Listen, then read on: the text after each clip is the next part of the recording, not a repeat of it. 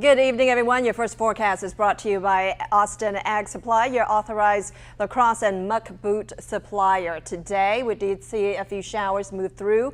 We are going to have a few thunderstorms by the evening hours. We do have a slight risk for severe weather. The main threat will be damaging wind gusts, and a few tornadoes could also be possible with any of these supercells that could develop. So we are expecting all this to be moving out as a cold front will finally slide in by tomorrow. So we're going to start off with a few showers, then a little bit more sunshine by the afternoon. Temperatures will be warmer tomorrow with a high of around 79 degrees. From there, we're going to start to drop as we move into next week. We'll take a look at that forecast coming up on ABC 31 News.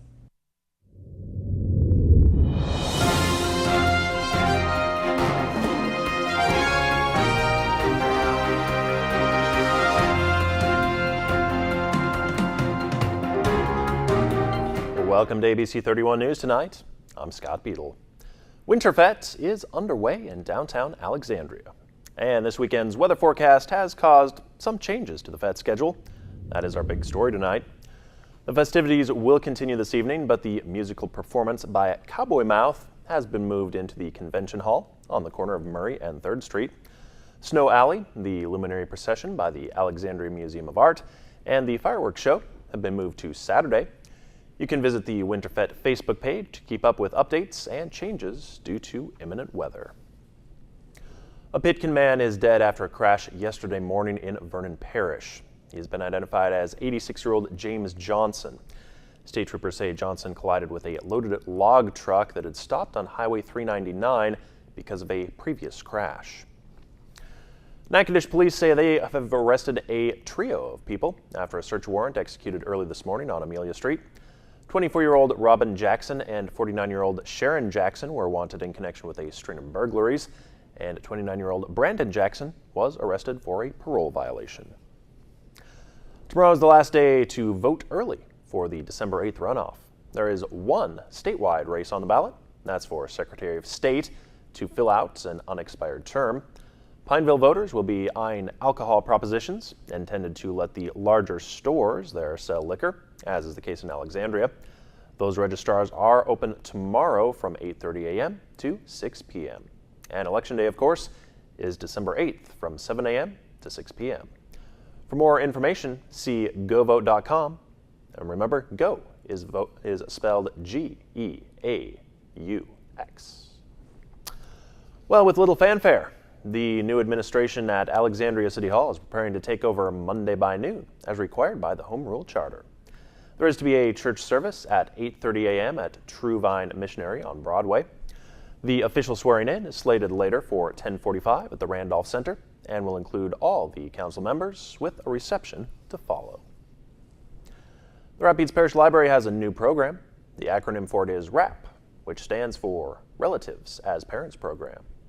The RAP program is a program that we reached out to the community to try to get parents, grandparents, relatives who are raising their children who were raised by their grandparents, or anyone whose children who have been removed or for some reason or another can't raise their own children. Somebody is kin and come in to help raise them. What we're hoping it'll do is connect people who are in this situation with people who provide services like there's legal issues that come up with this, medical issues that come up with this, raising children who aren't yours.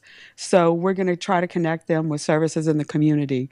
And also it's a network, and you get the best help you get is from somebody who's doing the same thing that you are. The first RAP meeting will be held on December 6th at the Westside Regional Library branch at 11 a.m. You can contact the main branch of the Rapides Parish Library for more information. Earlier this week, Governor John Bel Edwards and First Lady Donna Edwards issued a call to action to restock the state's food banks. Some of the shelves are empty just as the food banks are preparing to provide holiday meals to the hungry and food backpacks to thousands of kids who depend on hot meals served at school, but who will be home for 2 weeks during the holidays. Food banks like the one right here at Greater Baton Rouge, they simply don't have enough food on the shelves. The demand is high and the supply is low. And food banks are able, and this is one of the points I really want to stress, they are able to take financial donations as well as food item donations, and they will make those financial donations go a very long way by securing bulk food product at the lowest possible cost, which allows them to feed more people in need. Louisiana food banks are a statewide network of more than 900 community and faith-based organizations and programs that distribute more than 63 million pounds of food each year. To find food banks in different areas of the state, you can visit feedinglouisiana.org. Fort Polk military spouses have decorated the White House for Christmas. This is the handiwork of Fort Polk spouse and interior designer Amy Hirata and other selected volunteers. She had to apply for this honor, and as you see there, she got it. Teams of volunteers helped with different projects, but it was her handiwork that led the group, starting earlier this month. She noted that every single ornament has a bow, and her bows are in every room, on every tree. Some renters in East Baton Rouge Parish fear they might be punished if they speak up about a problem to their landlord. WBRZ's Brittany Weiss has more on that. It was covered in mold. As you can see, there's still some here and here. It's coming back again.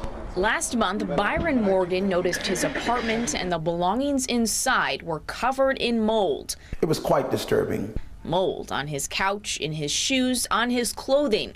It's in the vents, is what I was told. Morgan, who has been renting an apartment at Bella of Baton Rouge since May, contacted maintenance about his problem. They just took pictures and left.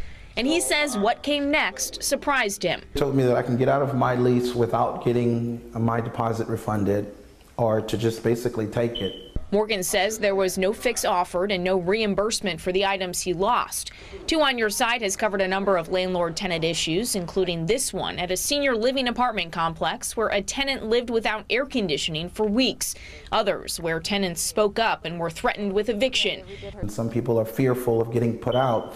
But I just believe that the law is in place and should be in place to protect the people. For the last 6 months, a team of people, including the Foundation for Louisiana and Laquita Bowers, has been working to address the rights of renters. We have a problem in Baton Rouge as it relates to code enforcement.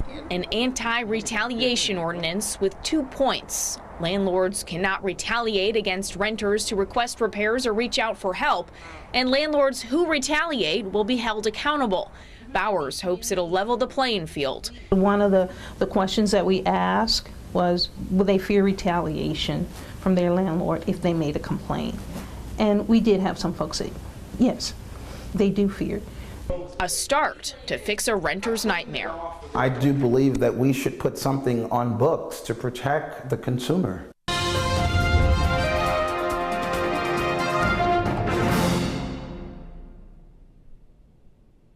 Weekends with 31 has plenty of fun for the whole family. First, River Oaks is hosting a porch sale tomorrow from 9 to 3. Buy from local artists at this annual sale and eat the Rosenthal's chili for lunch.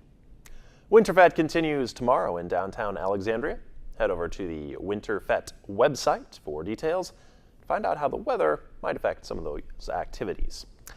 The 92nd annual Christmas Festival is tomorrow in Natchitoches. This ushers in the holiday season and provides a month-long festival in the state's oldest city. There's a parade at 1 and fireworks at dusk.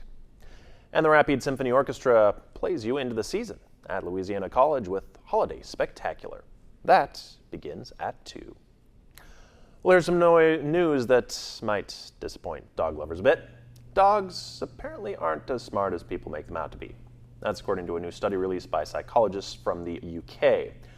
Experts conducted a series of tests looking at sensory, physical, and social cognition of dogs, then compared it to other animals, and they say they didn't fare all that well. We're out of time. Have a good weekend.